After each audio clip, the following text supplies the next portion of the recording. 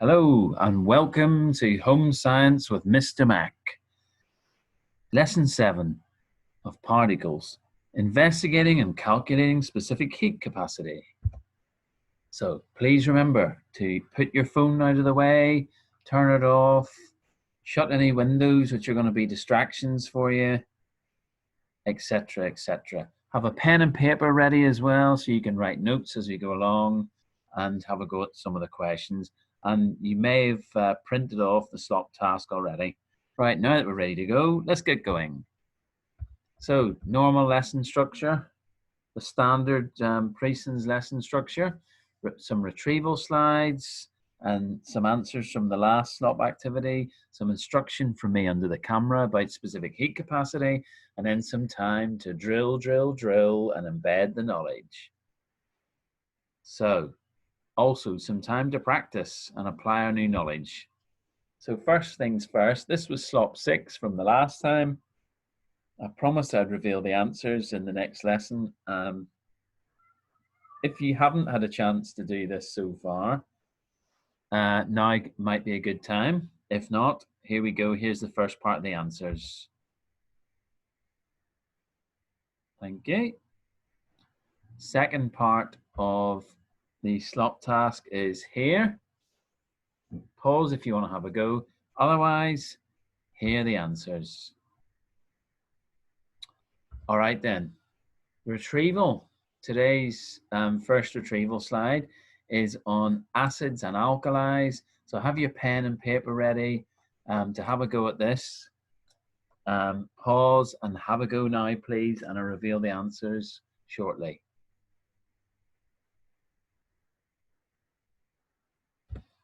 Answers to slide 1 then. Our next retrieval slide is on organ systems and in the human body and respiration. So pause and have a go now, please. Answers to that one. Again, if there's any of these answers that you're not getting right, please pause or go and look up your self-testing booklet so you can re-revise this section, write any corrections that you need to. And final retrieval slide is on metals and metal reactions, specifically with acids. Pause and have a go now, please.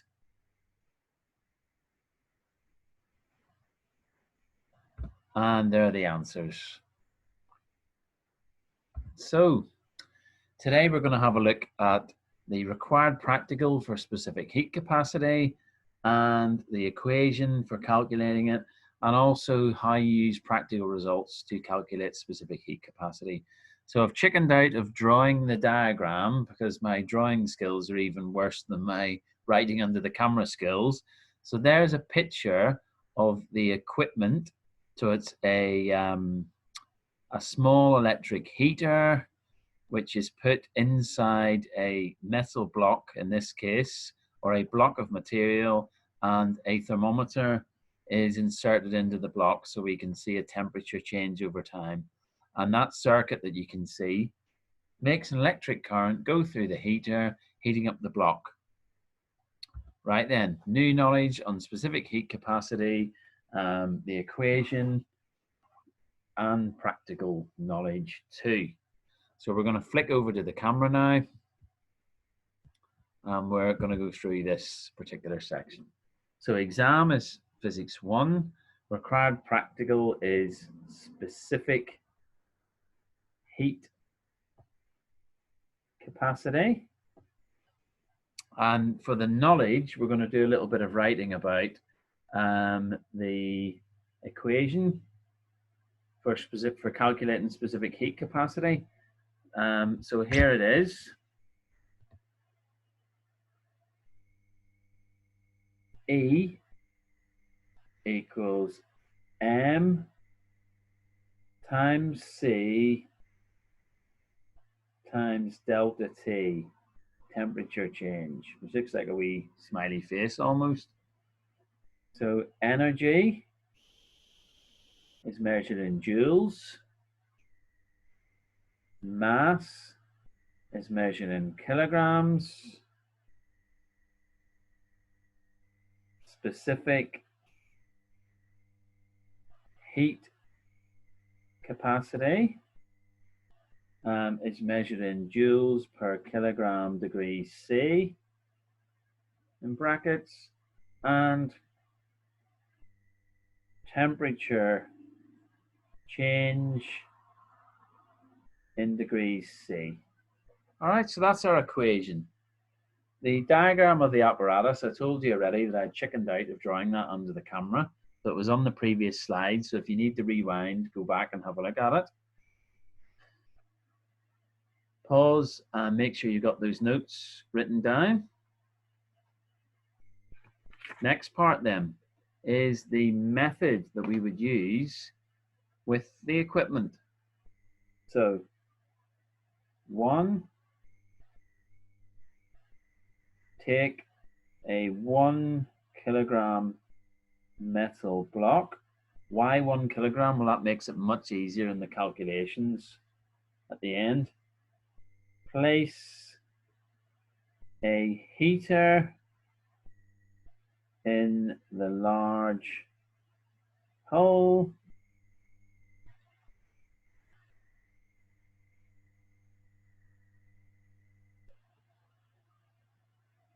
Connect the voltmeter across the power pack.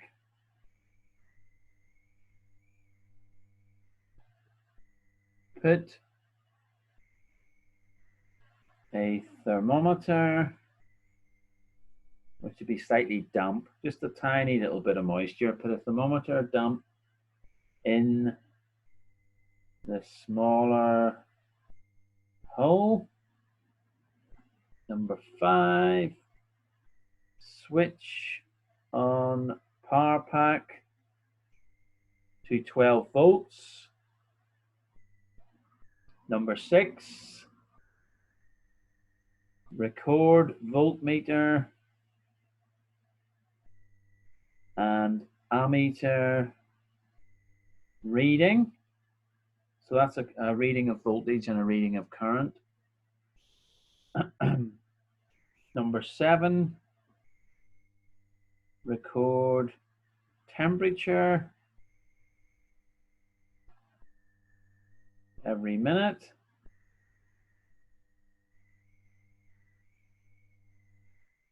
Number 8, calculate work done, which is power times time, which we'll look at in more detail later. Number 9, plot a graph of work done versus temperature. That's so you can see the temperature change specifically. Number 10, calculate the gradient of the line, which we're going to look at a wee bit later. And number 11, specific heat capacity equals 1 divided by the gradient of, that's 1 divided by the gradient of the line. So have a little look at that. Have a little look at that in just a moment.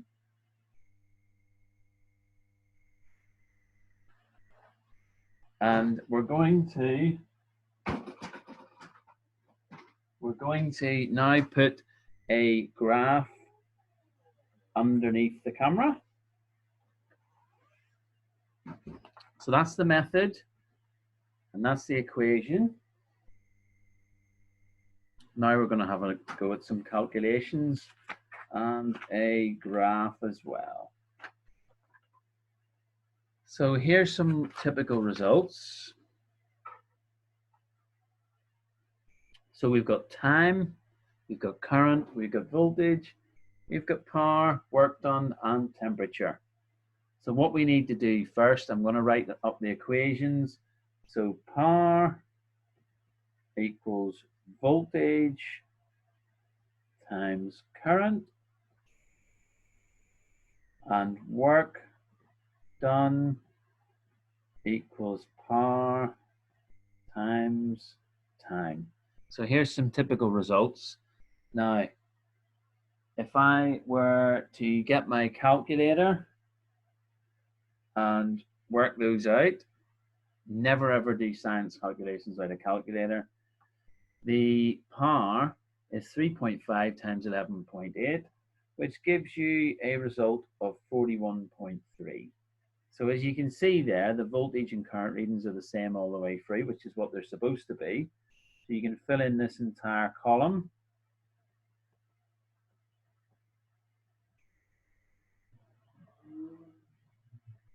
And that tells you the power in watts. Now, how do you go about now working out or calculating work done? But we need to multiply the power by the time that the heater is switched on for. So for time 0, there'd be no work done. And I've already done this using a calculator earlier on, and I've done my working out, so I don't have to do it all under the camera now. But what you might want to do, you might want to pause and have a go at calculating the work done. So pause the video now and calculate work done, please.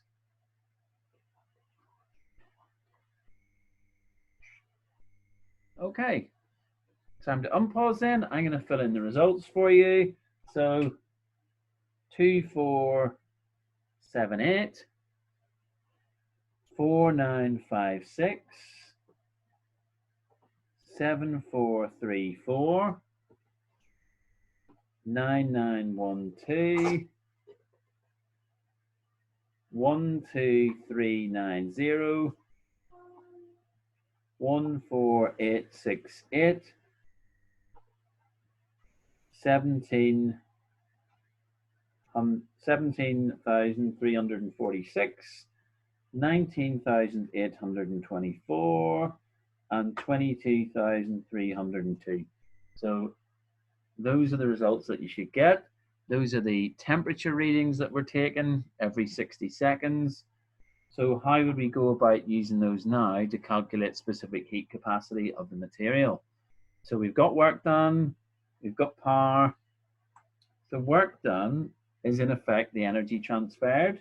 So if we know the energy transferred, if we go back to our earlier equation, if we know the energy transferred, we know the mass, we know the temperature change, then we can rearrange our equation to calculate specific heat capacity. Or alternatively, we can plot a graph of work done versus temperature change and calculate it that way. So I'm going to show you how to do that. So first of all, the scale. Make sure that you're going up in the same readings each time. So we're going up by 5 on the y-axis here. Doesn't always have to start at 0, that's fine. So 20, 25, 30, 35, 40, 45, 50, 55, 60, 65, 70. Because our biggest reading, as you can see from the table, is 68 degrees. So that works out absolutely perfect. And then for our work done results, we are going up by 3,000 each time. So 0, 3,000, 6,000, 9,000. And then if I turn this on its side, we've got 12,000, 15,000, 18,000, 21,000, 24,000. That's work done measured in joules. So now we can have a go at plotting. Now, normally I would plot in pencil, but it doesn't show up very well under the camera. So I'm just going to plot these in red pen for you.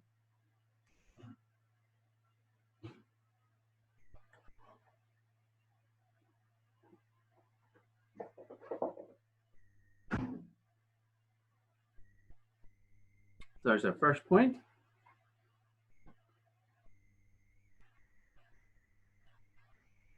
Our next point. Now, if you think these are a tiny little bit out, you might spot the odd tiny wee error there, but I'm doing this as quickly as I possibly can underneath the camera. So I'm probably not going as carefully as I might do, but you'll get the idea. There's our next one.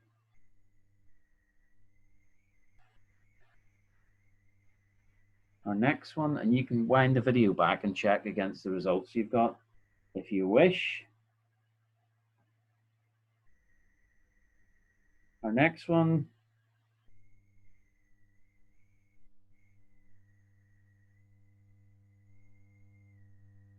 Our next one.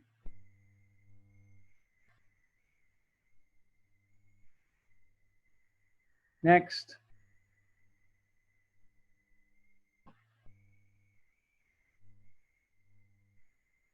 Next.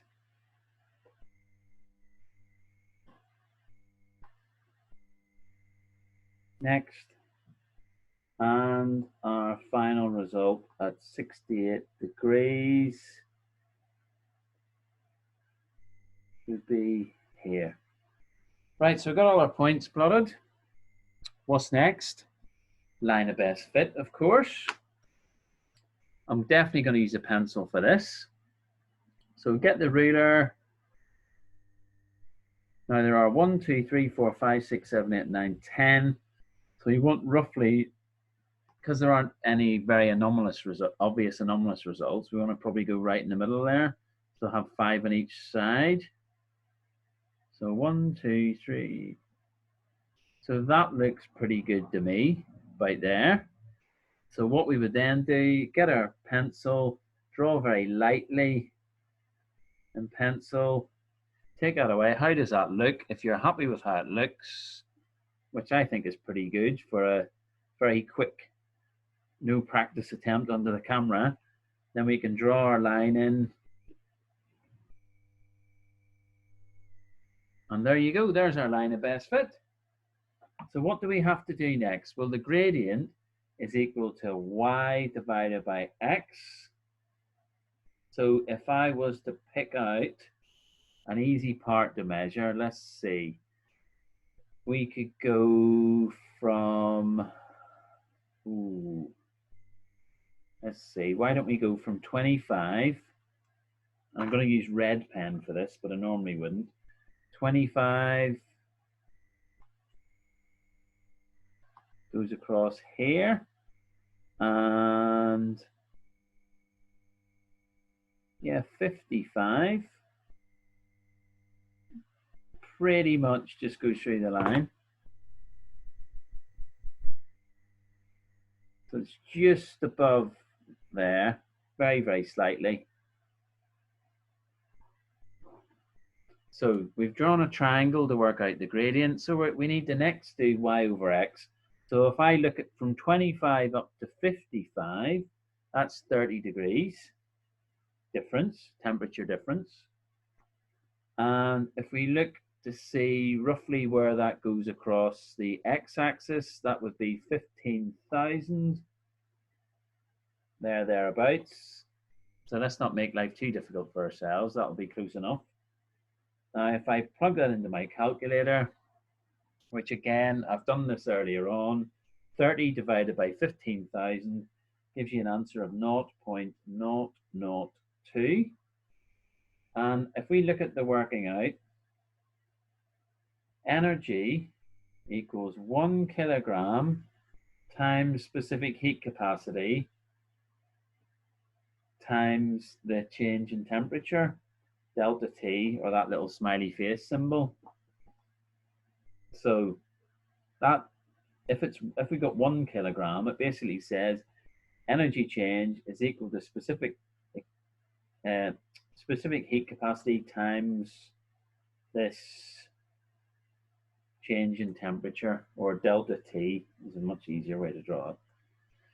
So if we look at Y is temperature divided by X work done, you can see the numbers aren't quite in the right place because we actually need energy on the top and we need the temperature change on the bottom. So it's energy divided by temperature change. will give us that specific heat capacity. So there's a way around it. When we've calculated the gradient, we can say 1 divided by the gradient, because that's just reversing that equation, but we're still working out the gradient correctly, because it has to be y over x. 1 divided by gradient equals C, or specific heat capacity, right? So then all we need to do, we've already worked out what the gradient is, so we need to just do 1 divided by 0.002, and again, if we plug that into a calculator, that gives us an answer of 500 joules per kilogram degrees C.